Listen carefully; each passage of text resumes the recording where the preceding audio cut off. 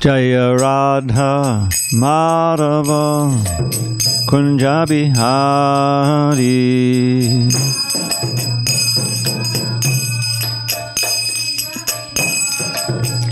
Jaya Radha Madhava Kunja Bihari.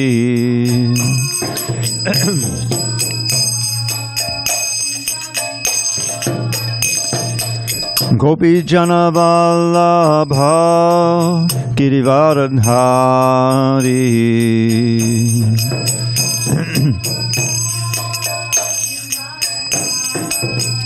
Jaya Gopi Jana Vallabha Girivardhari.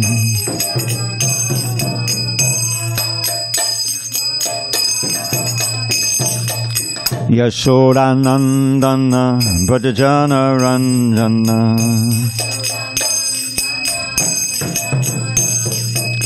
Yashodanandana Vrajajana Ranjana.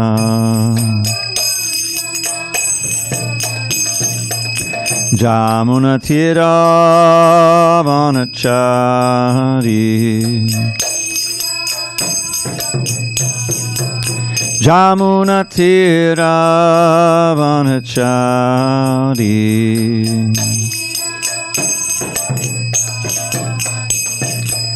Hare Krishna, Hare Krishna, Krishna Krishna, Hare Hare, Hare Rama, Hare Rama, Rama Rama, Hare Hare.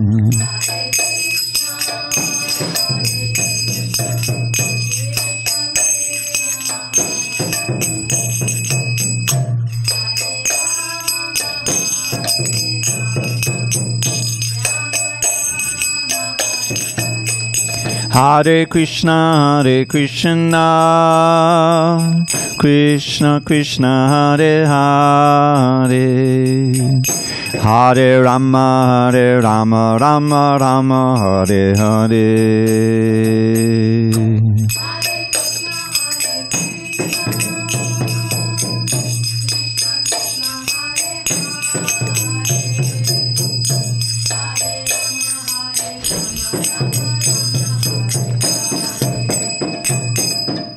Hare Krishna, Hare Krishna, Krishna Krishna, Hare Hare, Hare Rama, Hare Rama, Rama Rama, Hare Hare.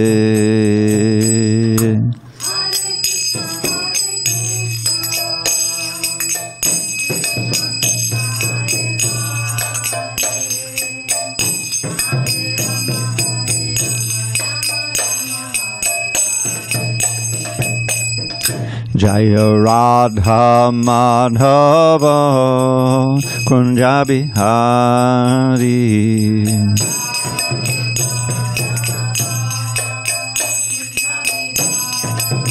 Jaya Radha Madhava Kunja Bihari.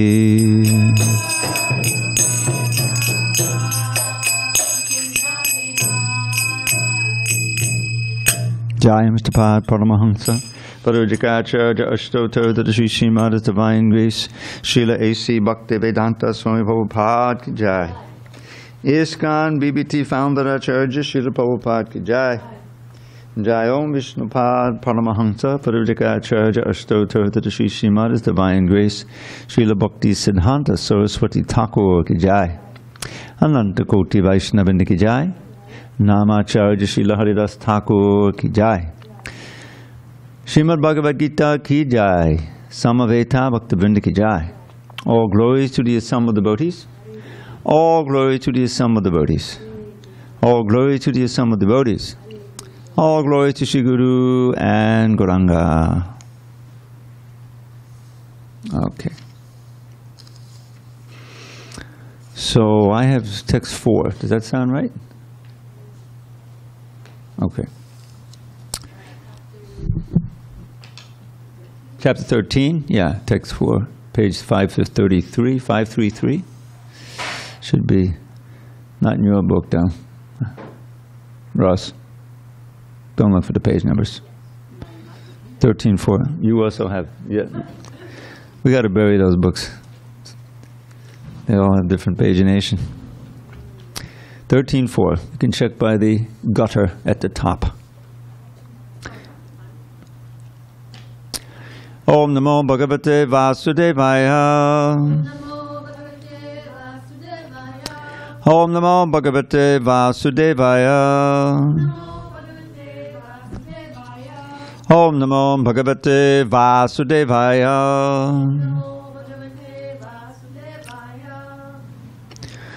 On this 27th day of February 2023 in San Diego, we're reading from Srimad Bhagavad Gita as it is, translation and commentary by His Divine Grace, HG Dravida Swami Prabhupada. And we are in chapter 13, Nature, the Enjoyer, and Consciousness. Text number 4, on page, well, mostly on page 533. Tat Chaitram Yat Chayadrikcha Yadvikari Yatas Chayat Sachayo Yat Prabhavas Cha Tat Samasena Me Shrinu Tat Kshetrang Yat Chayadrikcha Yadvikari Yatas Chayat Sachayo Yat Prabhavascha Tat Samasena Me Shrinu Tat Chetram Yat Chayadrikcha Yadvikari Yatas Chayat Sachayo Yat Prabhavascha Tat Samasena Me Shrinu Tat Chetram Yat Chayadrikcha Yadvikari Yatas Chayat Sachayo Yat Prabhavascha Tat Samasena Me Shrinu. Go ahead, Ross. Tat Chetram Yat Chayadrikcha Yadvikari Yatas Chayat Sachayo Yat Prabhavascha Tat Samasena Me Shrinu. Go ahead. Tat Chetram Yat Chayadrikcha Yadvikari Yatas Chayat Sachayo Yat Prabhavascha Tat Samasena Me Shrinu. Tat Chetram Yat Chayadrikcha Yadvikari Yatas Chayat Sachayo Yat Prabhavascha Tat Samasena Me Shrinu. Any Zoomers tonight? It's not. Tat, that, Chaitram, field of activities, Yat, what, Cha, also, Yadrik, as it is, Cha, also, Yat, having what, Vikari, changes, Yataha, from which, Cha, also, Yat, what, Saha, he, Cha, also, Ya, who, Yat, having what, Prabhavaha, influence, Cha, also, Tat, that, Samasena, in summary, may, from me, Shrinu, understand. Krishna says to Arjuna, now please hear my brief description of this field of activity and how it is constituted, what its changes are, whence it is produced, who that knower of the field of activities is, and what his influences are. Purport. The Lord is describing the field of activities and the knower of the field of activities in their constitutional positions. One has to know how this body is constituted, the materials of which this body is made, under whose control this body is working, how the changes are taking place, wherefrom the changes are coming, what the causes are, what the reasons are, what the ultimate goal of the individual soul is, and what the actual form of the individual soul is. We're on page 534. I think they have, well, yeah, 534, 534. Yeah, yours isn't 534. Boy, we really got a whole ton of these. 540. Yeah. Boy. Okay. One should also know the distinction between the individual living soul and the supersoul, their different influences, their potentials, etc. One just has to understand this Bhagavad Gita directly from the description given by the Supreme Personality of Godhead, and all this will be clarified. But one should be careful not to consider the Supreme Personality of Godhead in every body to be one with the individual soul, the jiva. This is something like equating the potent and the impotent. Om jnana timirandasya jnanandana shalakaya chakshu unmilitam mena tasmai shri gurave namaha. I was born in the darkest of ignorance, but my spiritual master Srila Prabhupada opened my eyes with the torchlight of knowledge. I offer my humble obeisance unto him and all members of Sri Parampara, the disciplic succession. So this chapter is entitled Nature, the Enjoyer, and Consciousness. And Arjuna, the student, he's asked Krishna a question at the beginning of the chapter, which has several parts. Arjuna wants to know I wish to know about Prakriti or nature, Purusha, the enjoyer, that's us, the individual soul, and the field, and the knower of the field, and of the knowledge and the object of knowledge. And then Krishna answers very succinctly. This body, O son of Kunti, is called the field, Kshetra, and one who knows this body is called the knower of the field. Then he says, O descendant of Bharata, you should understand that I am also the knower in all bodies, and to understand this body and its knower is called knowledge. That is my opinion. So that, now he's analyzing, this is kind of a step back from the previous chapter. The previous chapter was all about devotional service. And at the end of the chapter, Krishna gave all of these qualities that the advanced devotee has. But now he's coming back in this chapter 13 to discuss things that he discussed earlier in chapter 2. If you recall, in chapter 2, Krishna differentiated the body from the soul, you see. And he made it very, very clear to Arjuna that the soul is eternal, but the body is temporary. The Jayate Mriyate Vakadarshan, he says, for the soul there is never birth nor death. And this verse appears practically verbatim in the Upanishads too. This is the Bhagavad Gita is sometimes called the Gita Upanishad because it kind of summarizes all the teachings of these other Vedic literatures. So he's making this very important point, and if you understand it and you believe it, then it can change your whole orientation about what's important in life to strive for. So the point in the second chapter, which he's going to expand on here, is that there's a categorical difference between who we are as living beings, as conscious living beings, and our body. We're occupying a body, and the body is constantly changing. No one can deny it. We call it growing, but we're all growing older and changing. But the soul isn't changing. At the beginning of the chapter, the third verse he speaks in text 13, chapter 2, he says, Dehi nosmin yata dehi komaram yovarangana, that just as we all can remember the time when we were 5, 6, 7, right? We had a smaller body. We had a different consciousness, different mind. So there's the subtle body also, mind, intelligence, and ego. This is also not us, but that body doesn't die. When this gross body dies, and it's just a very, very incredibly complex machine. It's made of dead matter. But because the soul is within it, the Atma, this conscious self, it's animated. We're alive. And I used to work in a hospital, and I was pumping the oxygen, you know, and I saw a lot of people die. And there's a certain point there where you can see, okay, there's no consciousness there.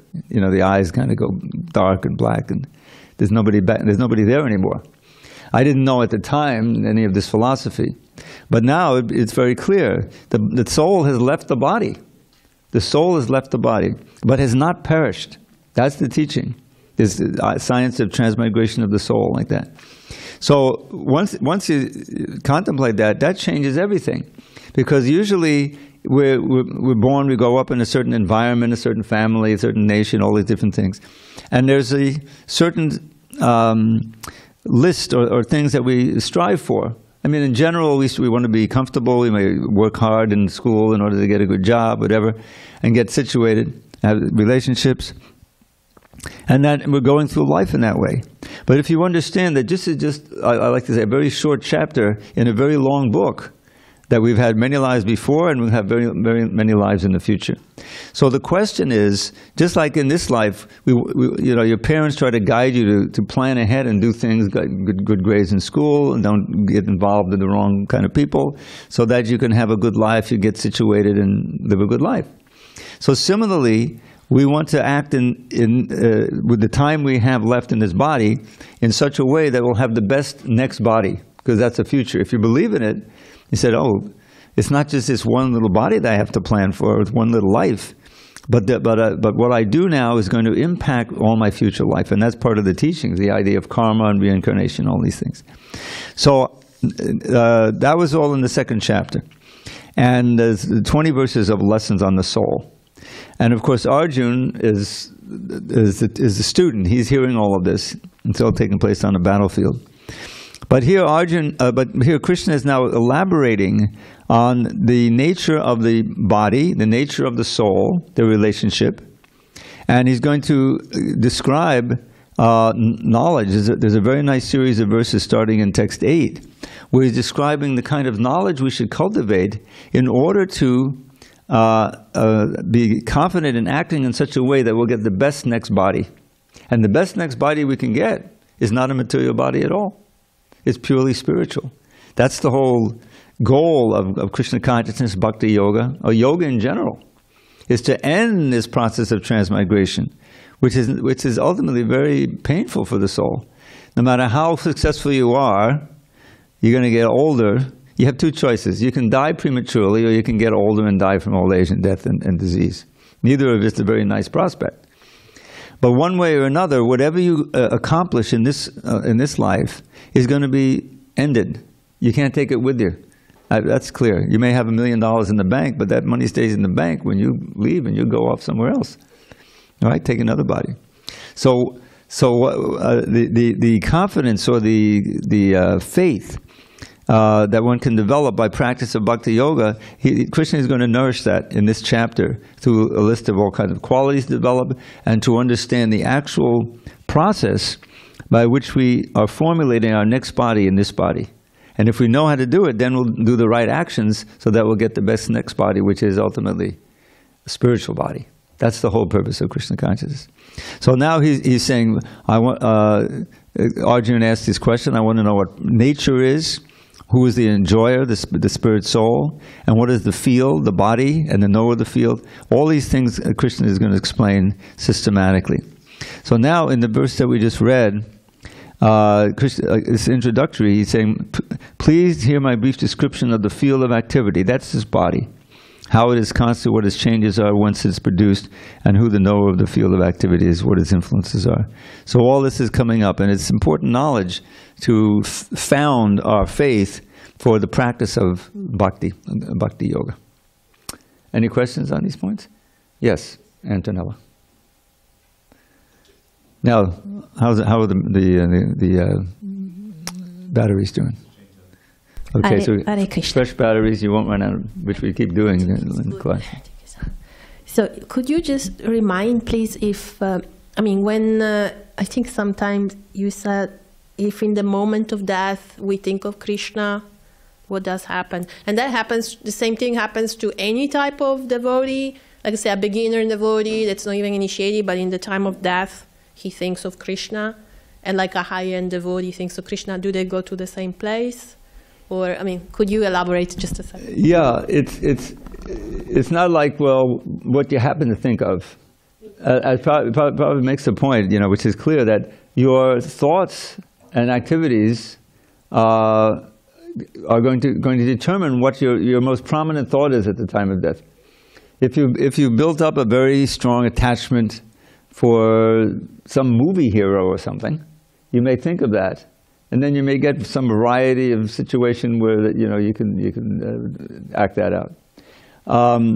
Oftentimes, like we just had this chat, we were reading in the Bhagavatam in the morning about a Jamil.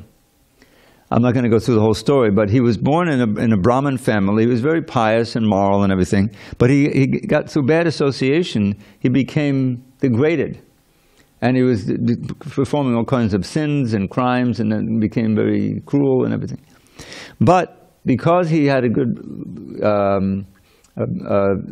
several years of his early life where he was very pious and he was strict, and he was worshiping God, so at the time of death, actually before that, he had a child. He was in his 80s, and he had this young child, and he named him after a name of God, Narayan.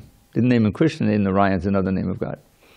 So when and I'm telling you, when I worked in the hospital, I would sometimes see there's something called terminal restlessness. You ask any nurse, and it's a thing that happens a lot for terminal patients.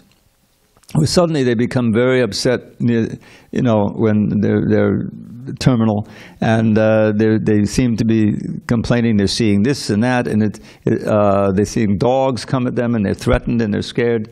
And it's just that, oh, they're just hallucinating, and they usually give them some drugs to sedate. But actually, this is very sinful people. They do see things like that. And this Ajamil was being threatened by the representatives of Yamaraj, the Lord of Death, the judge. And they were going to pull him out of his body and take him to hell, take him to Yamaraj for judgment, But he called out the name of his son. He called to his son. He was afraid, and his son was playing nearby, Narayan, And that one calling out of the name brought the representatives of Vishnu, or God, to stop now he chanted that name, he's purified now. So then he didn't die, and then having witnessed that what happened and heard, he went to the Himalayas, practiced yoga, and then eventually went back to Vaikuntha. So you never know what's going to happen. The best thing we can do is to cultivate devotional service so that we're thinking about Krishna more and more each day. That's what the chanting is about. The chanting of the name, how can, it's inconceivable, it's not something material, how this can be such a purifying, such a wonderful blessing. It's we don't know.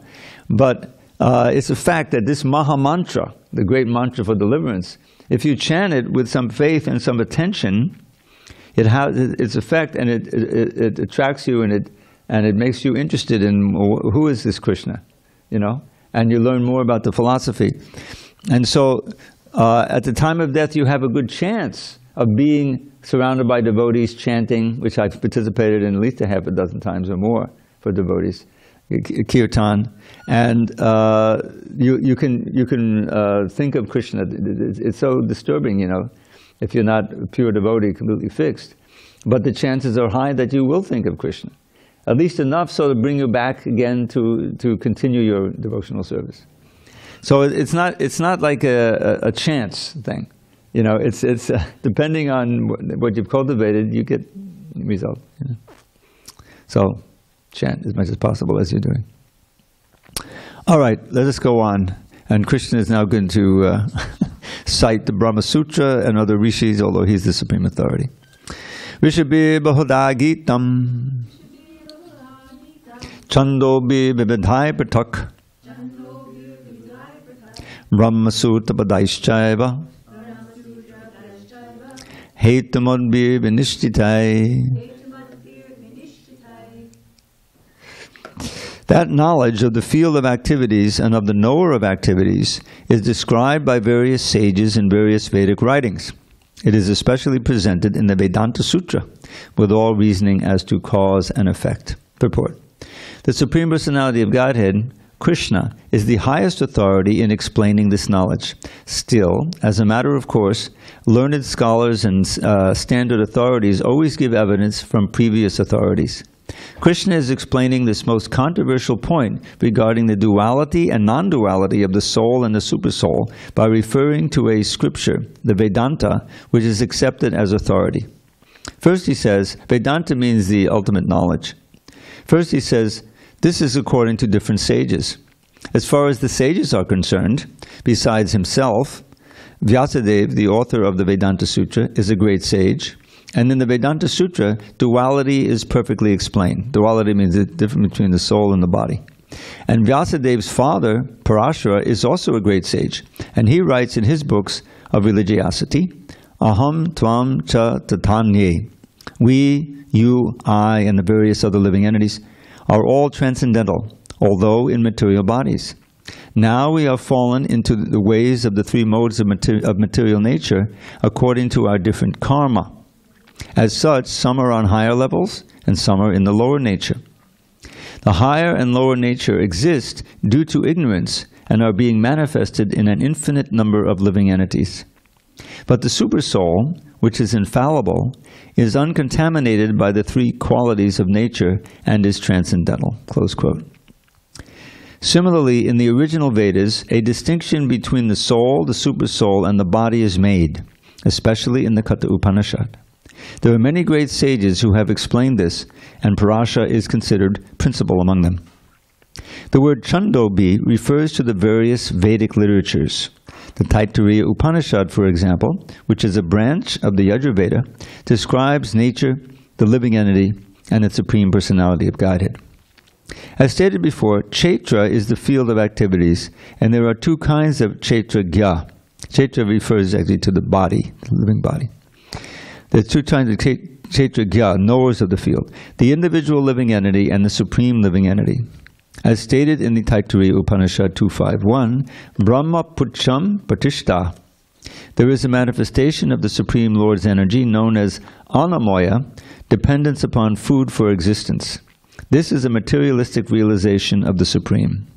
Then in Pranamoya, after realizing the Supreme Absolute Truth in food, one can realize the Absolute Truth in the living symptoms or life forms. In Jnanamoya, realization extends beyond the living symptoms to the point of thinking, feeling, and willing. Then there is Brahman realization, called Vijnanamoya, in which the living entity's mind and life symptoms are distinguished from the living entity himself. The next and supreme stage is Anandamoya, realization of the all-blissful nature. Thus, there are 5 stages of Brahman realization, which are called Brahma Pucham.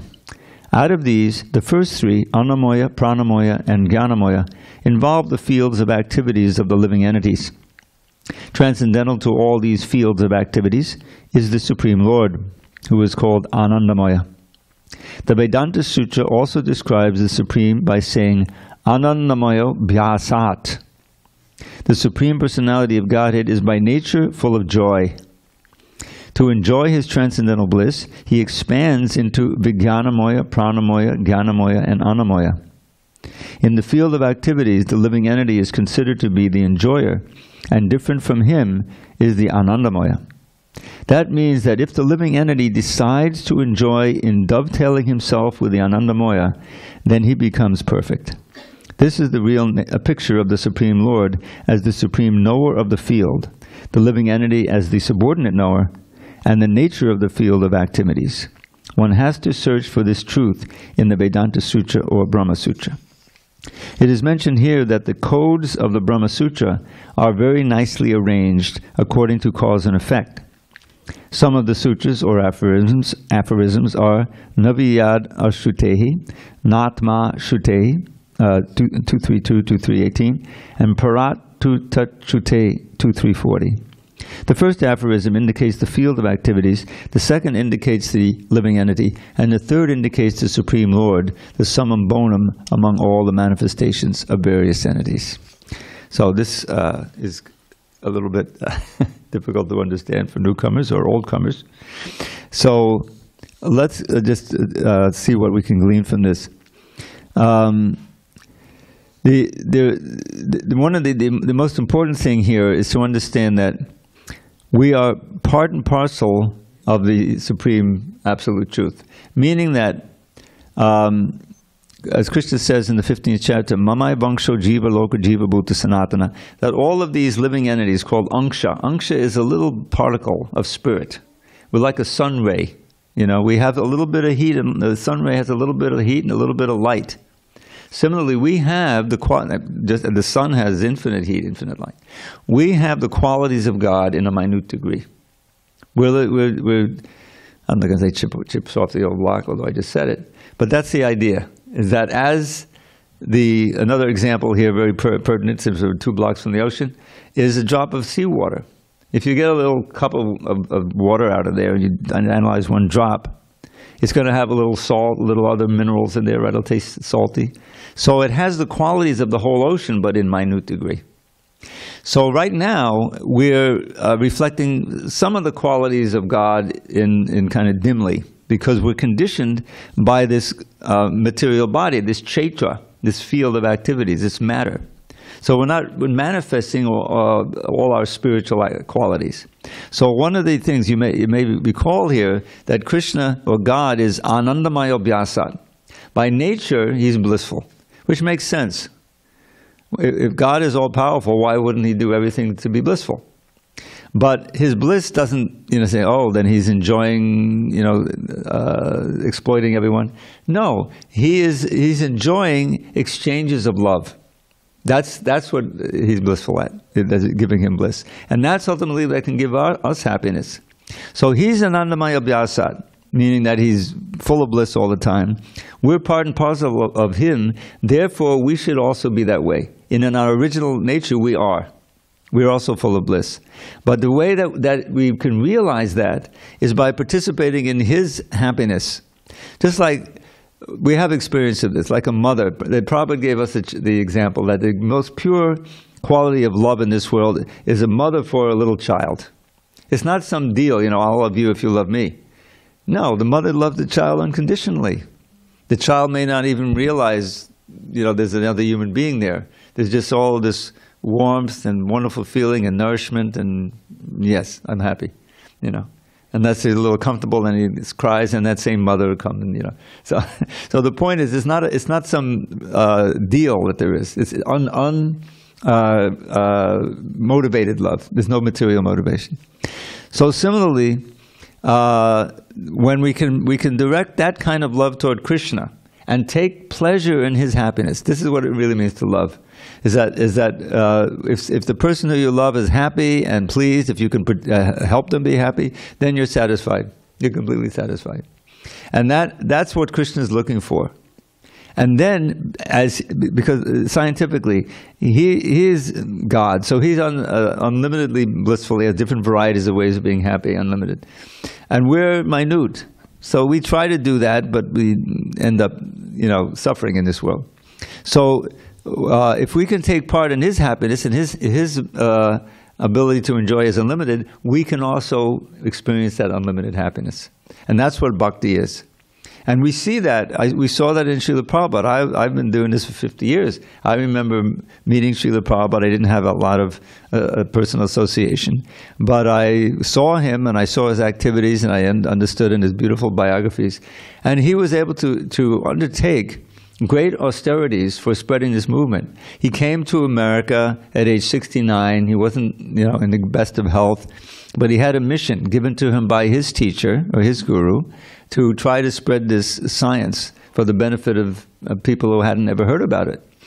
And so he came to New York, virtually no money, no contacts, but he had great faith in Krishna, great faith in the holy name and the practice.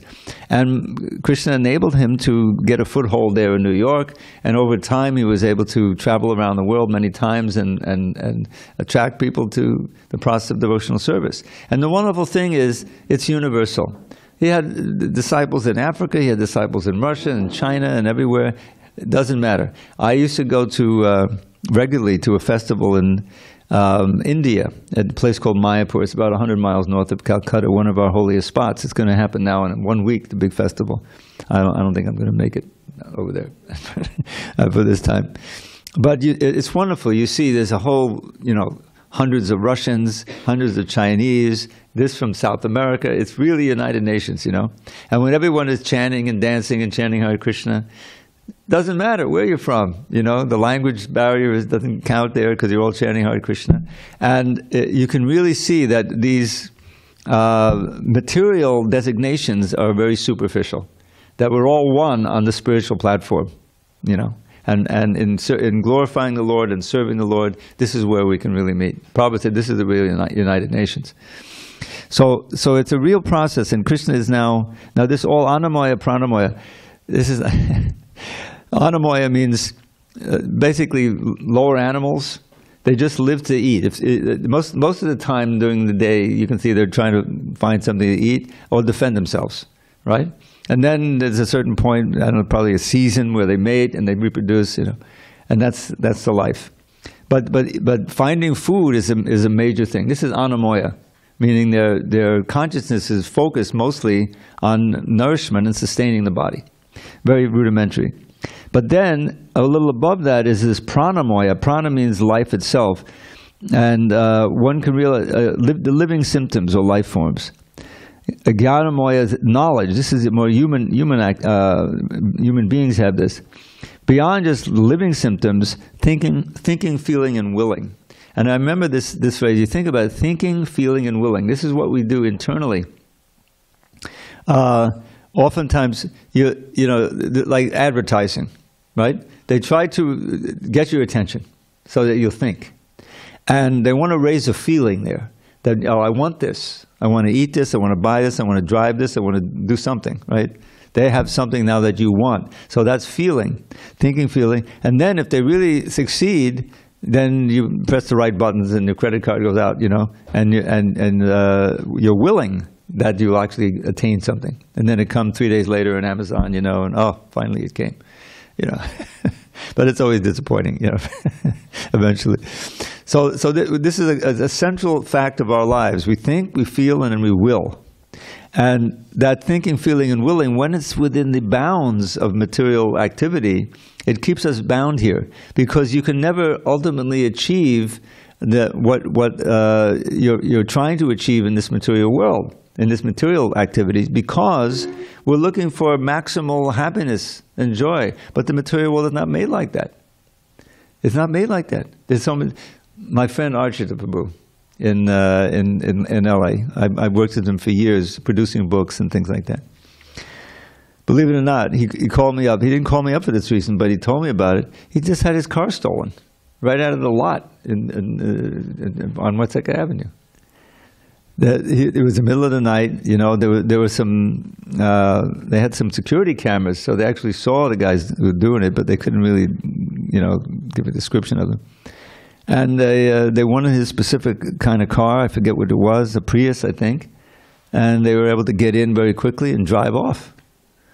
And now he had a Metro Mile insurance, which we have to put a little thing in there, and then it finds out how far you drove, and it charges you by the mile. So if you don't drive your car very much, it's very economical. So he had that, and the thing with following the car, they could tell the car, but the guys were so smart, they realized, they saw it, and then they took it and they threw it out the window. Anyway, it's disappointing. You hope for this car and everything. Of course, he had the insurance, and he bought the kind of insurance where they insure the car against theft. So he's going to get most of it back, But he had all of his paraphernalia for preaching in there, and colleges and everything. It's all in the car. So the material life is like that. You're going along, like out of made, and then some disease happens, or somebody steals something, or that's material life. But spiritual life, if you are able to progress in devotional service, Krishna is always with you. He's in your heart. You can never really lose him if you always want to continue your devotional service. And the wonderful thing is, and there's so many examples, I can take time, is that our great devotees in our line, there's a whole line coming down, hundreds of years, thousands of years really, but since Lord Chaitanya, 550 years or so. And we have so many examples of great devotees who were very wealthy and very influential, but they gave it all up to become mendicants, very simple, just basically nothing. But they were very advanced in devotional service, and they were blissful like anything, and highly respected, because the thing is, we have a reservoir of pleasure. Krishna's in every one of our hearts. We just have to learn how to connect. And then, in any condition, you can be happy, or it's steady. And when that final moment comes, yes, you'll think of Krishna, and go back to the spiritual world. Back home, back to Godhead, Prabhupada's famous phrase. And this is a reality. You know, we have a whole line of extremely wise and accomplished devotees who, you know, they have no motive for making a story. If someone comes to America, you know, they're teaching some kind of yoga and they're selling their mantra for, now it used to be $35, now it's $1,000, and you know, all of this. It's a scam. But Prabhupada didn't do that. You know, how much did you pay to come in here? You know, do we have someone at the door? No, it's free. It's giving it out. Basically, this is a giving movement. And afterward, if you want to have dinner, we have nice prasadam, you know, free. It's not the pleasure comes, the success comes to see someone enlivened by this science, which is very enlivening. Not from making. It's not making money. It's not for that. Now, yes, the temple requires some maintenance and so forth. The books have to be printed. Some money has to be made. But the motive is not that. The motive is not a profit motive. It's a spiritual motive. And so that's what bhakti is, and that's what the ideal world is. That Krishna, he wants to please his devotees, and the devotees want to please Krishna. And in the service and the reception of service, there is you know, blissful interchange, and that's the whole what's going on. It's not, you know, exploiting others by any means. So all of this is leading up to that, and it's a little technical, but ultimately it will. We're going to have a wonderful list of qualities here, and then I think it's, what is that, 20 coming attractions, 19, 20, 22 is one of my favorite verses of all time. Okay, we have time to just review this. Purusha pakatisto hi bhunkte pakati jangunan karananguda sangosya sadasa yoni janmasu. The living entity is in material nature, thus follows the ways of life, enjoying the three modes of nature. This is due to his association with that material nature, thus he meets with good and evil among various species. And what that is saying is that we have agency, that we are this Purusha. And Purusha is a living entity like us, who is by nature Prakriti, by nature an energy, but we're trying to be the energetic. Purusha is the enjoyer. So we're within this material world, which is characterized by three modes of nature, which we can't get into now. But we're all familiar with them. If someone really is into making money and, you know, accumulating and enjoying the senses like anything, it's the mode of passion. If someone says, "Oh, it's too much, you know, let me just smoke and drink and lie down," that's the mode of ignorance. If someone is like inquiring into higher things, is peaceful, likes to go out in the country, like a mode of goodness, you know. So we're trying to cultivate the mode of goodness. You see. Is he okay? You all right? Okay. So here the Purusha within, we are the Purusha within the Prakriti, nature. We are experiencing the modes of nature. These things are influencing us. How we associate with them. Karanam Guna Sangas, this is on text 22. It's on page 553 in some of your books. Karanam Guna Sangas. Karana means cause. So it's all within our hands. How we will associate with those modes of nature. I like to give the example, like I think like 100 feet down on the corner here, there's a bar.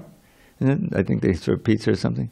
So you can choose to come in here, or you can choose to go in there. And you get two different results from your association. Here, you're not going to find any intoxication or anything, but you'll find some very important knowledge. There, the whole idea is, yes, come here, relax, you know, have a pizza, have a beer, you know, watch a game. It's a whole different experience. And so you're associating with the modes of nature in different ways, and that ultimately will cause you to get a good or bad birth. Sadasad yoni janmasu. Those things accumulate over time, and you establish certain habits. You know, I'm not going to go into the Hare Krishnas. You know, I don't know what they're up to, but I'm going to like this bar. Or maybe we'll go get some tacos today. You know, whatever. You know, you go go to Baird, and they have a restaurant over here and everything like that. Welcome, Arjun. Haribo. So on page 553, all the other books, half the other books have the other pagination. This one has to be right. So we're just going over this verse. So this is very important information. If we know, are guided how to associate this with this material world for our upliftment, then we can be confident of a better next birth, and maybe even birth in the spiritual world. And the wonderful thing about Krishna consciousness, there's no loss or diminution. Meaning that if you do 10% in this lifetime, or you just attend one Bhagavad Gita class, that's in your bank account. That's there. You're getting a human birth in the next life to attend another Bhagavad Gita class. Or maybe, by that time, you'll be able to get even more benefit. But in material life, whatever you got, whatever you achieve, it's gone. You lose it. You start over again. And according to your karma, you may even lose the human form of life. So we don't want to do that. We want to get the best next birth that we can get. Okay, I kind of went out of order here. But Krishna is, leading up to some very important instruction. And what's really highlighted here, we'll get to it tomorrow, I think. These 5 verses of knowledge in 8 to 12. These are all ways in which, if we are able to follow these, we can make nice advancement in devotional service. Okay, so that we did 5. That was a nice long purport about Annamoya, Jnanamoya. It's mysterious, it requires some study. But why don't we go through 6 and 7, and then we can get ready for 8 to 12 for tomorrow. Mahabhutana hankaro buddhiravyaktamevacha indriyani dasaikangcha panchachendriya gocharaha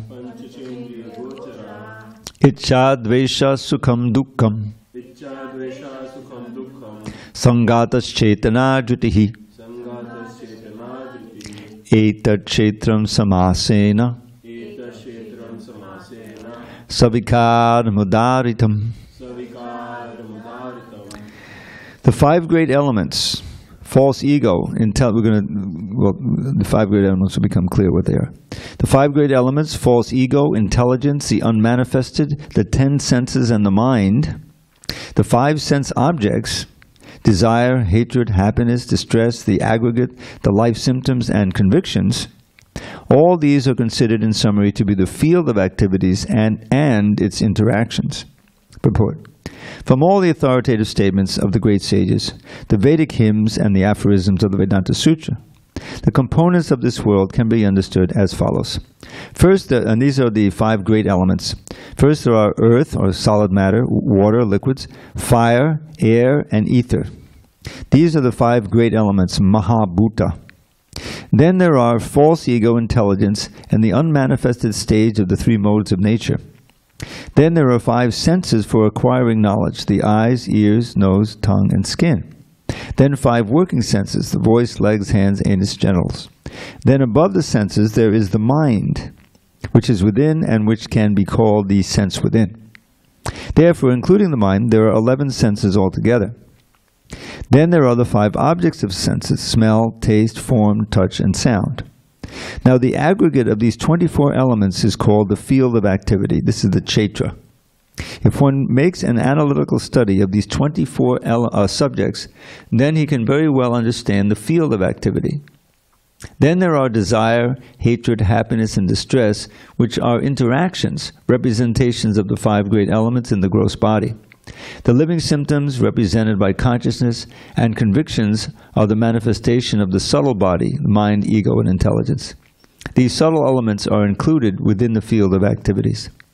The 5 great elements are a gross representation of the false ego, which in turn represents the primal stage of the false ego, technically called the materialistic conception, or tamasa buddhi, intelligence and ignorance.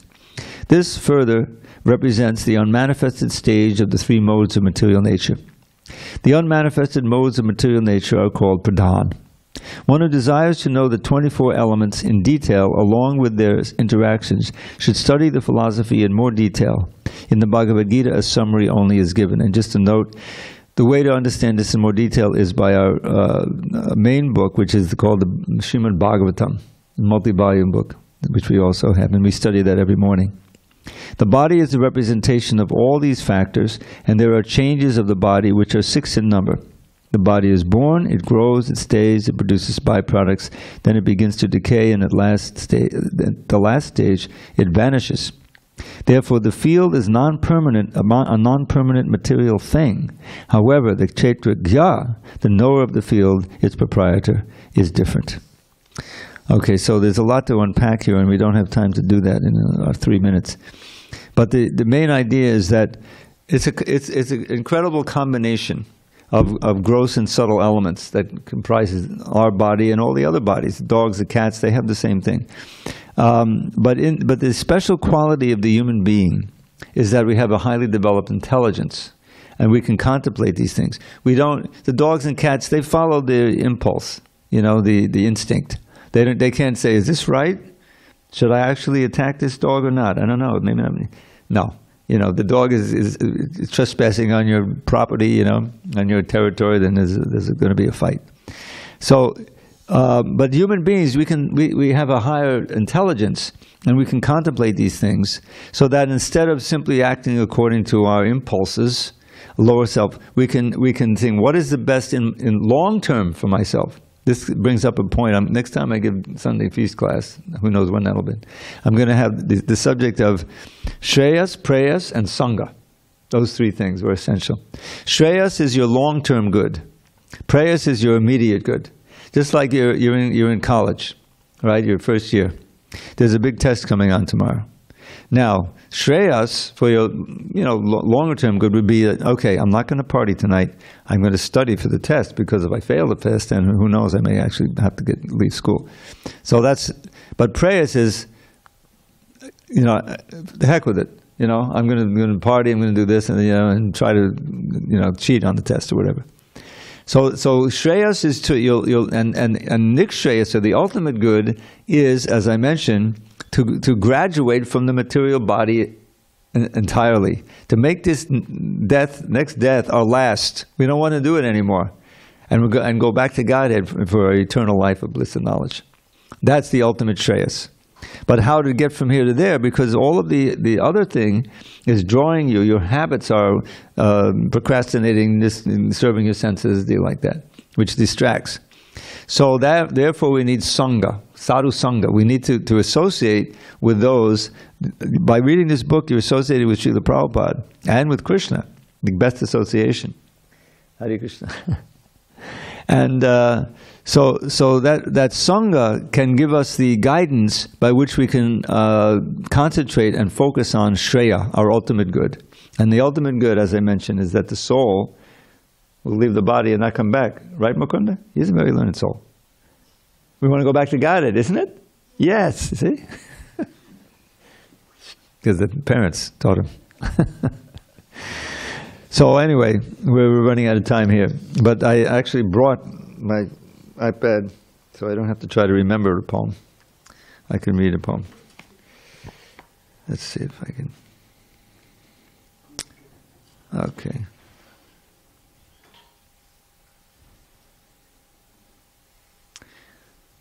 All right, so this is...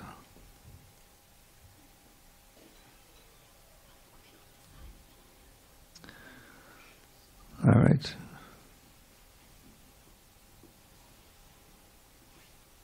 All right, this is a prayer written by Rupa Goswami, one of our greatest poets, and he's comparing the soul to a bird. There's one bird, a Chataka bird, who just drinks the water that comes from the cloud. He won't even go down and drink it if it's the ground. He just wants that pure water, subsists on the water. But sometimes that cloud, doesn't send the water, but it sends a thunderbolt, So that's what this is about. Vidachayamai dandam dina bando dayangva gatadihina bhavatta kachadanyamamasti. Nipatadashatakoti nimalang vanavambas tadapikilabhayodak stuyate chatakena. You can learn this one tomorrow, okay, Mugan? Okay. The Chataka subsists on rain it catches in midair, and so it's always praying to the cloud to send its fare. Yet though that cloud may send a thunderbolt instead of rain, that bird continues praying fervently despite the pain. Just like the Chataka, I fix my mind upon one goal, and that is you, O Lord, most kind to every fallen soul. So whether it is punishment you send or mercy sweet, I'll always pray to you for service to your lotus feet. All glory to Srila Prabhupada. Now we're going to have a nice ceremony, which you can, I don't know if you've ever seen the deities before? Yeah. Yeah, you've seen. Okay. So we'll have a ceremony and the kirtan and then prasadam. All glories to Srila Prabhupada. And we will resume.